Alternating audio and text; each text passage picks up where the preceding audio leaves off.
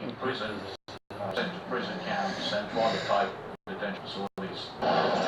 In North Korea, buying and selling things openly, which Westerners consider completely normal, is potentially illegal.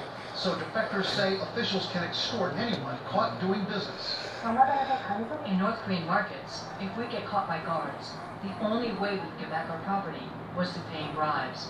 And defectors have told CNN people are turning to black markets because the lack of food is so desperate. It is a horrendous state, and there is a lot of suffering, and many children are taken to the streets for begging.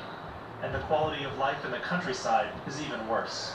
Officials are bribed with cash, cigarettes, and other goods, defectors say. The report says women are especially vulnerable in this vicious cycle. Many women bribe border guards to get into China, where their fate can be equally horrifying. Once they're in China, they have very high levels of anxiety and fear because they are vulnerable to sex trafficking. And many of these women end up being sold off as brides, and then they can be sold among the peasants in the rural areas or forced into commercial sex activities. Tonight, analysts are concerned that many of these abuses are being swept aside with President Trump's eagerness to strike a nuclear deal with Kim Jong-un. The president seems to turn a blind eye both to the brutality of the regime operating in the Gulag as well as its corruption.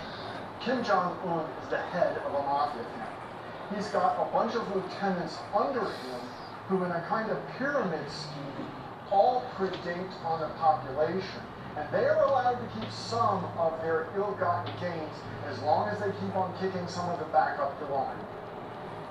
North Korea has always denied allegations of human rights abuses, and the regime has responded to this UN report with one of its diplomatic missions telling the Reuters news agency that the report is, quote, politically motivated for sinister purposes, and that all of these reports are based on fabricated information from